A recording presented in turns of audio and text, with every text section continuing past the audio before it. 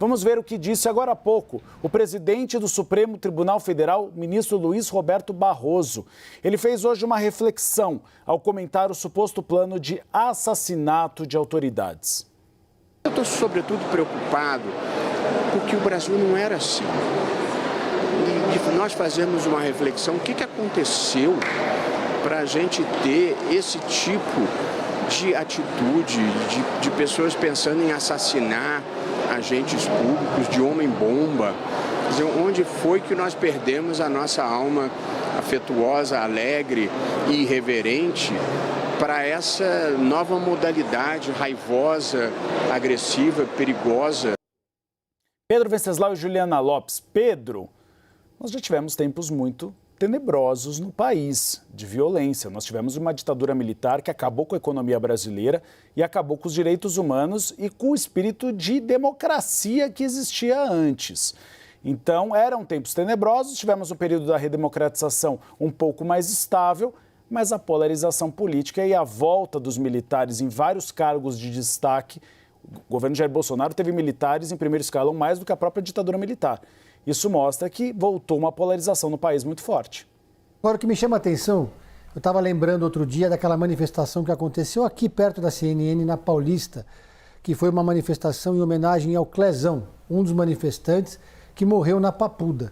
Depois que aconteceu esse episódio, os bolsonaristas conseguiram reunir a sua base, conseguiram construir um discurso de defesa do que eles dizem de direitos humanos. Um discurso que sempre foi do campo oposto, do campo da esquerda. Ficaram ali apontando que seriam abusos nas condenações das pessoas que estavam na base dessas manifestações, daqueles que estavam lá pichando, depredando, ou que alguns chamam de incautos. Essa manifestação conseguiu sensibilizar, no primeiro momento, boa parte do Congresso Nacional, conseguiu furar a bolha do bolsonarismo. Até um pouco tempo depois da eleição municipal, depois da vitória de Donald Trump, havia um clima favorável no Congresso Nacional à aprovação do projeto da anistia. Por quê? Porque muitos parlamentares moderados, de centro, de direita e até alguns de esquerda, como Washington Quaquá, passaram a acreditar na tese de que a anistia para os chamados incautos poderia levar a uma reconciliação nacional. Teve toda uma questão interna da política da Câmara de tirar o projeto da CCJ, falar na criação de uma comissão especial, porque uma parte do bolsonarismo estava tão otimista que achou que poderia incluir o próprio ex-presidente como beneficiário da anistia. Naquele momento, antes do episódio do Homem-Bomba na Praça dos Três Poderes, havia uma sensação de que o vento estava favorável a Jair Bolsonaro e que ele poderia, inclusive, reverter a própria inelegibilidade. O atentado começou a mudar tudo. O atentado desmontou e implodiu completamente essa estratégia de vitimização daqueles que foram pegos depredando a Praça dos Três Poderes.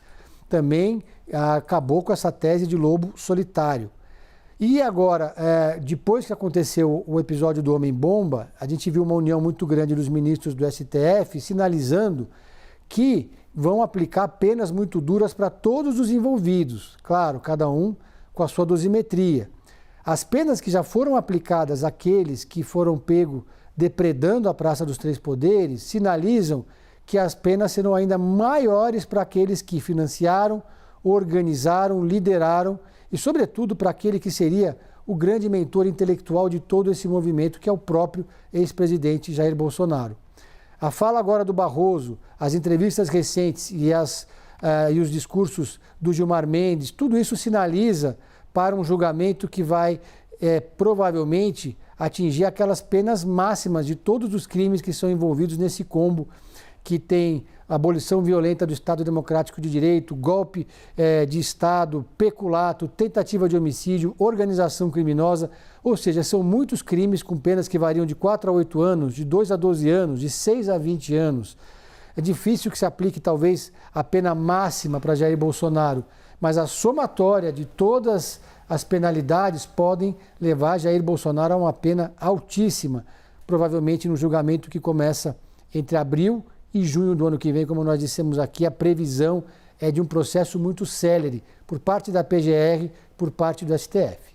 A possibilidade, se for muito alta, de regime fechado. É isso que preocupa muito alguns aliados de Jair Bolsonaro.